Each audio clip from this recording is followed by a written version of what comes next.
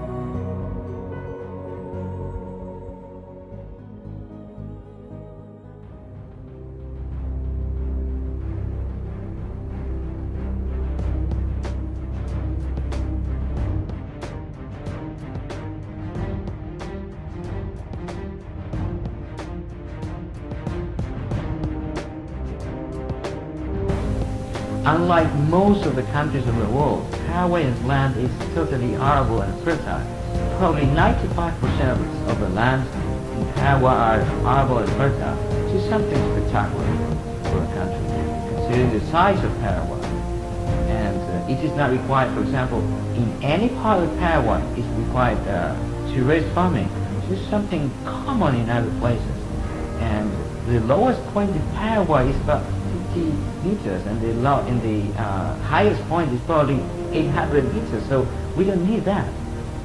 And experts confirm, besides, that in Paraguay, the excellent soil conditions, you see, all the nutrients we have, and plus the excellent climatic conditions we have. This is the reunion of many factors. For example, daylight plus night rhythm. This is due to the latitude we are in, and also the amount of temperature, the range of temperature that we have, the amount of humidity in the air, moisture, and all the conditions for plants growing unite in Paraguay in such a way that it's difficult to find any other place like this. And they say, and we should laugh about that in Paraguay, if we don't have good wines, it's just because the grapes that we have are so sweet, not because they are not good enough.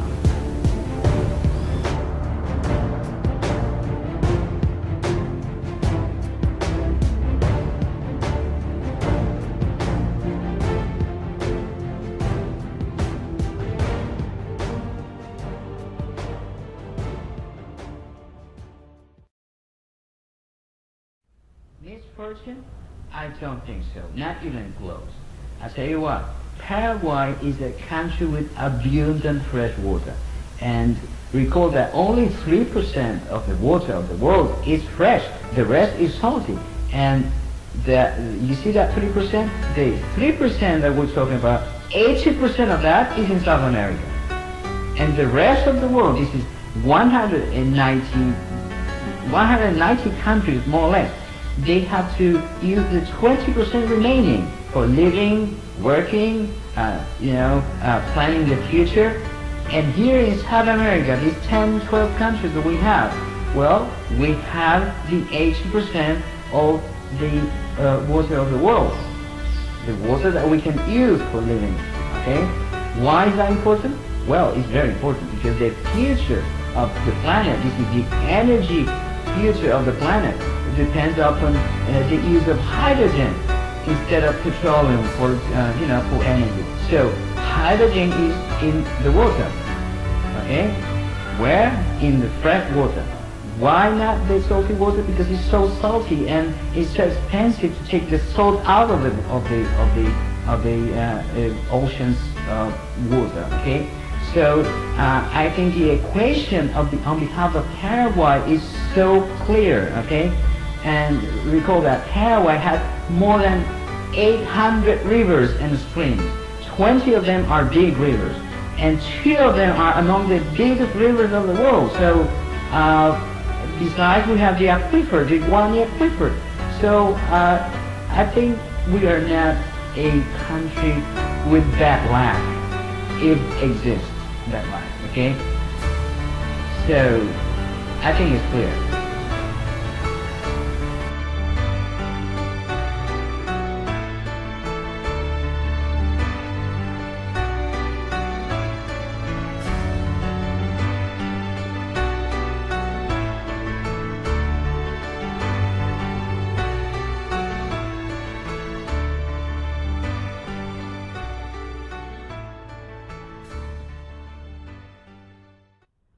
Paraguay produces 10 times more energy than is required, and something that is very uncommon.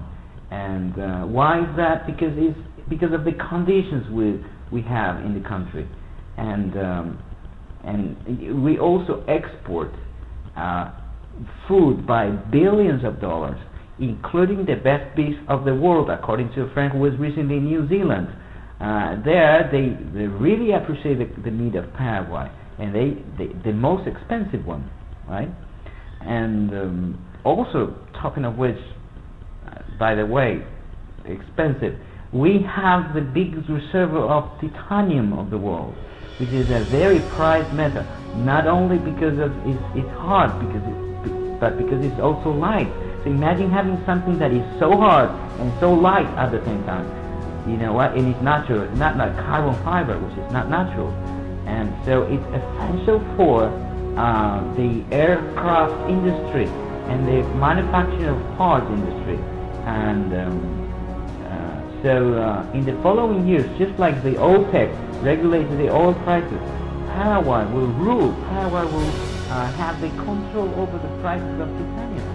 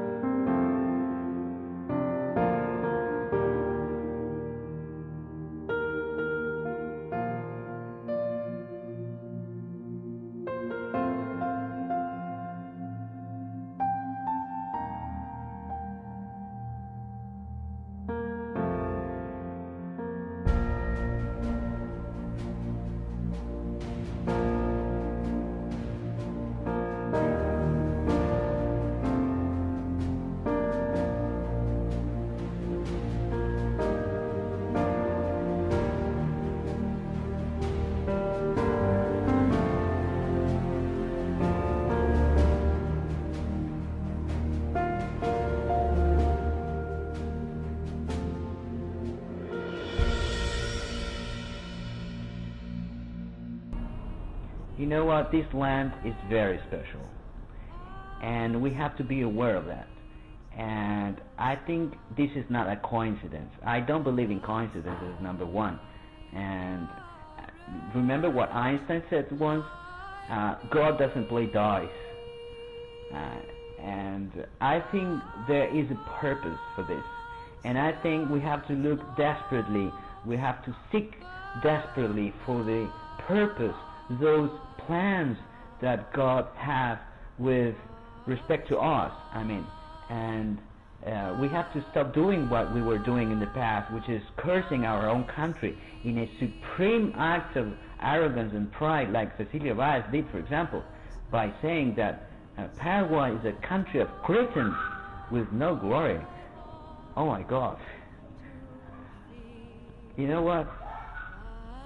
Instead, I think that we are dwelling in the very heart of the Creator of the universe. Paraguay, your time has arrived. Wake up.